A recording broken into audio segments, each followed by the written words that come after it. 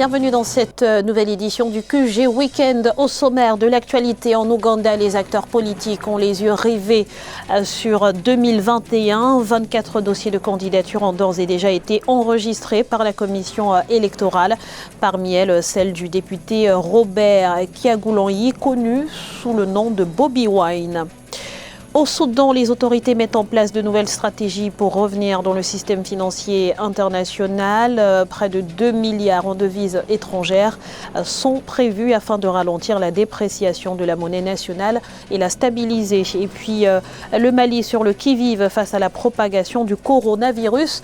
9 cas suspects ont fait l'objet de tests qui se sont avérés négatifs. Une cellule de veille épidémiologique a été mise sur pied.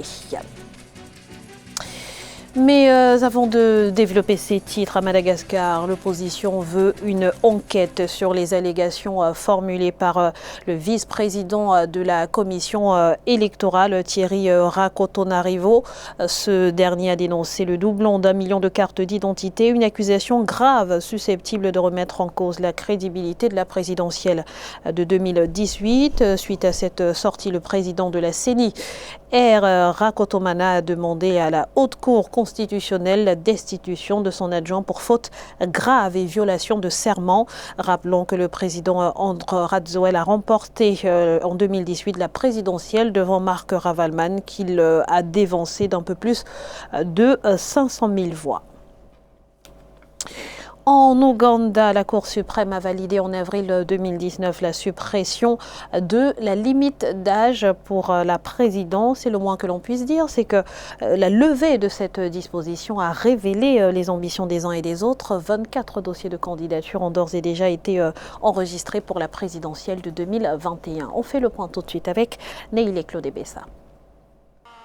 La course à la présidentielle en 2021 en Ouganda attire plusieurs aspirants. La commission électorale a fait état de ce qu'actuellement 24 candidatures ont été posées pour le scrutin de 2021. Parmi ceux qui ont notifié la commission électorale figure le député Robert Kyagulanyi, connu sous le nom de Bobi Wine, le lieutenant général Henry Tumukunde, ancien ministre de la Sécurité, ainsi que Tommy Mugwerwa, premier candidat vert du pays pour la présidentielle.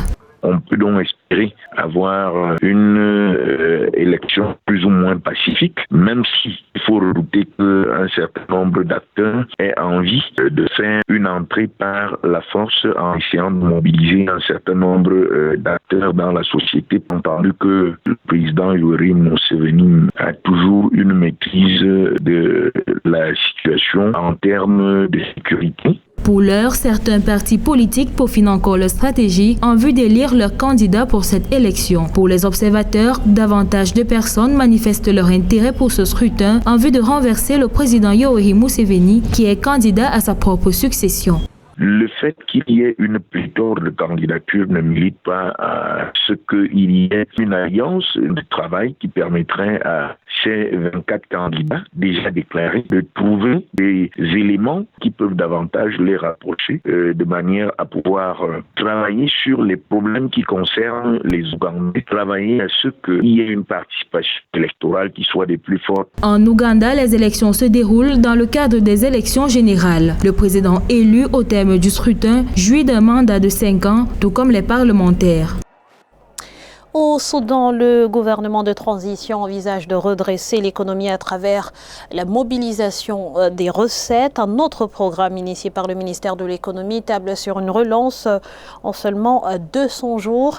Celui-ci prévoit une stabilisation des prix des produits de base, la lutte contre le chômage des jeunes, la transition de l'aide humanitaire au développement durable et le renforcement des capacités des institutions de gestion économique. Plus de précisions avec Philomène Tine.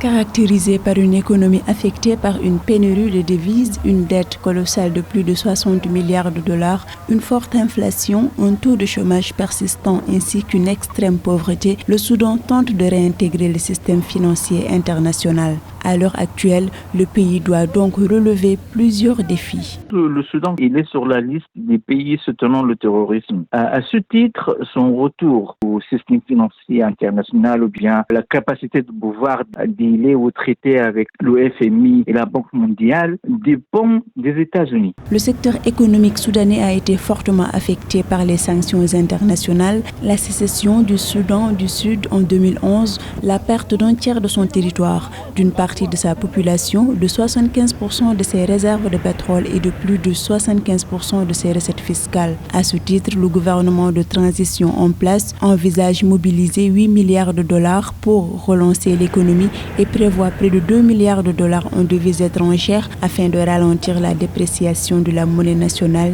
et de la stabiliser. C'est un pays vraiment en faillite totale. Et le gouvernement il reconnaît qu'il n'a aucune ressource. À l'époque du régime d'Al-Bashir, ils ont ravagé tout le système. Ils ont, comme vous savez, une corruption incroyable, en plus des sanctions et de l'isolement international du pays. Le Soudan a depuis de nombreuses décennies connu de longues séries de crises économiques. La crise du Darfour à l'ouest du pays, début 2003, a été l'une des guerres civiles les plus sanglantes du continent africain. Le 11 avril 2019, l'armée a destitué le président Omar el-Béchir après plusieurs mois de contestation populaire due à la conjoncture économique. L'amélioration du climat des affaires est une des principales préoccupations du gouvernement béninois. Des mesures transversales ont été prises pour redynamiser le secteur privé. Il s'agit entre autres de la gratuité du branchement initial à l'eau pour les petites et moyennes entreprises ainsi que pour les petites et moyennes industries, mais également de l'allègement de la procédure de raccordement à l'énergie électrique. On fait le point tout de suite dans ce reportage de Lefty Ounou, notre correspondant à Cotonou. Au Bénin, plusieurs réformes sont entreprises au profit du secteur privé. De la formalisation en ligne des entreprises, en passant par l'accès à l'eau et l'énergie électrique, la fiscalité et le foncier, des facilités sont accordées aux opérateurs économiques. Le pays veut être attractif aux investisseurs privés dont l'installation va impulser la création d'emplois et réduire le taux de chômage. Selon la loi des finances 2020, 14 impôts ont été réduits au secteur privé.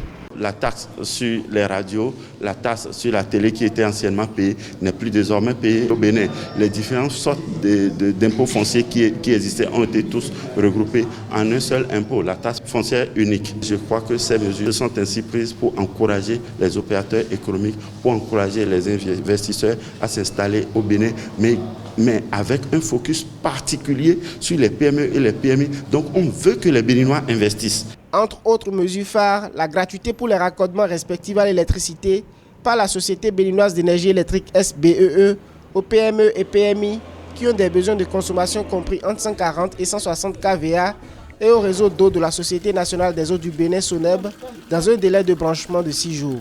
Il y a deux types de compteurs qui répondent aux besoins des PME et PMI, ce que nous appelons le calibre 15 et le calibre 20. Ces deux calibres d'ordinaire reviennent en termes de branchement à 105 000 et 110 000. Aujourd'hui, nous avons rendu cela gratuit. A noter que le Bénin a fait un bond de 4 points passant de la 153e en 2019 à la 149e place selon le rapport Doing Business 2020. Le pays entend améliorer considérablement les indicateurs pris en compte par la Banque mondiale pour établir son classement et impulser son développement socio-économique. Dans l'actualité également, la célébration ce 8 mars de la Journée internationale des droits de la femme est l'occasion de nous intéresser à des femmes au parcours atypique comme celle qui travaille à la mine d'Ondé au Burkina Faso. Aux commandes de bennes de 72 tonnes, elles excellent dans un métier pourtant qualifié de métier d'homme. Portrait avec Aïssatou Diamanka Besland. Julien pour 21, 26 à 32. Sandbay derrière ton conteneur là. La voilà, c'est avec une assurance que Téné Konaté donne les instructions. Cependant, ses débuts n'ont pas toujours été faciles. J'ai eu peur. Premier jour même de rentrer dans le dampeur, j'ai eu peur. Bon, après au fur et à mesure avec le temps, on a vu que bon. C'est un engin comme les autres. Un travail d'homme entre les bras d'une femme poids lourde qui, avec une prestance imposante, brave les contraintes du site minier avec son camion-benz de 72 tonnes à la mine d'or de Houndé au Burkina Faso. Cette mère de famille âgée de 42 ans fait partie des 111 femmes qui renversent les tendances de la tradition et des préjugés dans ce secteur industriel dominé par la puissance des hommes. Mon oncle est venu, je lui ai parlé de ça. Ah, vraiment, je conduis cette machine-là. Vraiment. Il était beaucoup étonné de voir que je le fais. Ce travail d'homme désormais féminin a complètement changé la vie de Téné Konaté. Il a tout changé. Donc vraiment, c'est plus ce que je vais dire en plus, puisque le travail, bien avant ça, avec le travail de la mine, même étant à Bobo dans ma maison, je n'avais que... Même chaise comme ça, je n'avais pas, je m'asseyais dans mon tabouret. Mais aujourd'hui, me voilà assis dans le fauteuil. Chaque fois, je regarde la télé, bien à l'aise, je mange ce que je veux. Vraiment, le travail de la mine a changé beaucoup. Il a changé tout dans ma vie. Téné Konaté n'est pas la seule à dynamiter les roches en profondeur et à donner des ordres aux hommes de la mine. Sonia Kiema est une autre Golden Lady qui fait face aux hommes. Je travaille avec les hommes. Et j'ai l'habitude de dire chaque fois à mes opérateurs, dès qu'on franchit la guérite, nous ne sommes plus femmes. Nous portons le même pantalon que vous. Nous sommes devenus des hommes parce qu'on fait le boulot. Dans cette mine de Houndé, chef-lieu du département de la province de Tu, située dans la région des Hauts-Bassins au Burkina Faso, les femmes représentent 11% de la main-d'œuvre. Pour Endeavour Mining, la société exploitant la mine, il y aura 20 à 30% de femmes dans son effectif d'ici à 2025. Le coronavirus continue de sévir dans le monde avec plus de 3200 décès sur 94 250 cas enregistrés. En Afrique, le virus a été confirmé dans 9 pays. L'heure est donc à la vigilance de part et d'autre du continent. Au Mali, une cellule de veille épidémiologique a été mise sur pied. Voyez ce reportage de Mokhtar Bari, notre correspondant sur place. Le coronavirus qui a commencé en Chine continue de gagner du terrain. Selon le ministère malien de la Santé et de l'Hygiène publique, le continent africain a enregistré 26 cas confirmés avec 0 décès. Les pays atteints sont l'Algérie, l'Égypte, le Maroc, la Tunisie, le Sénégal, le Nigeria et tout récemment l'Afrique du Sud et le Cameroun. Au Mali, 9 cas ont fait l'objet d'analyses qui se sont avérées négatives. L'État compte ainsi prendre les devants à travers la mise en place d'un comité de veille. Ce dispositif national est dupliqué au niveau régional et au niveau communautaire. L'information circule dans les deux sens. En termes d'instruction du niveau national vers le niveau régional et le niveau communautaire, et en termes de remontée d'informations pour analyse du niveau communautaire en passant par la région. Le comité a déjà fourni 15 postes de surveillance aux frontières terrestres et 3 autres aux aéroports de Bamako, Gao et Kai, afin de contrôler les flux des voyageurs. Si vous regardez les publications de l'OAS, vous verrez la carte de l'Afrique et vous regardez quels sont les pays qui sont en vert en matière de surveillance épidémiologique. Ça veut dire que notre système de préparation, de veille est vraiment adéquat.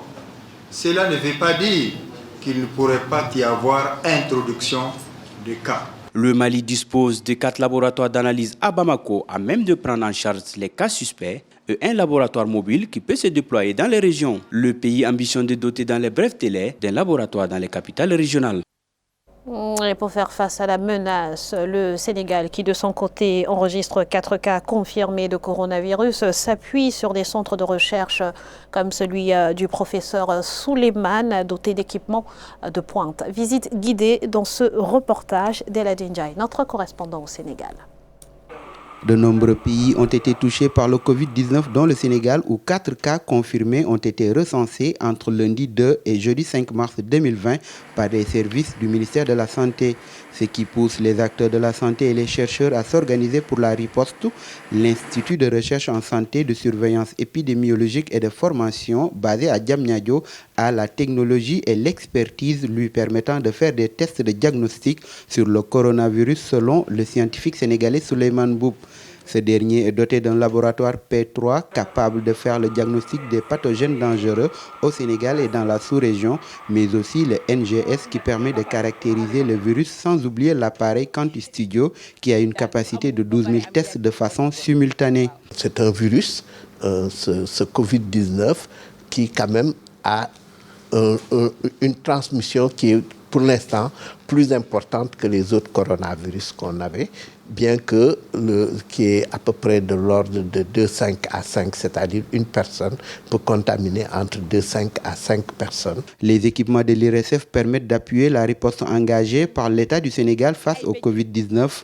Pour le professeur Koumbo Touré Kane, la formation des biologistes et des acteurs de la santé du pays est l'un des facteurs à privilégier en vue de parvenir à une détection rapide du nouveau coronavirus. La première étape, c'est l'étape qui est vraiment cruciale, c'est l'étape qui est clé, c'est l'étape de l'inactivation du virus. Et ce virus, il est inactivé à partir de 56 degrés. Il faudrait former les gens sur comment prélever, comment transporter le prélèvement. Le transport est important. Au Sénégal, les autorités sanitaires ont mis en place un dispositif efficace de riposte contre l'épidémie de coronavirus. C'est pourquoi, très tôt, les premiers cas ont été détectés. Ce dispositif testé en 2014 lors de la gestion de l'épidémie de fièvre Ebola a été renforcé pour être plus efficace face au coronavirus. Ce journal a été réalisé par l'ensemble de la rédaction. Merci pour votre fidélité. Restez sur Africa 24 dans quelques instants, une nouvelle édition de l'information.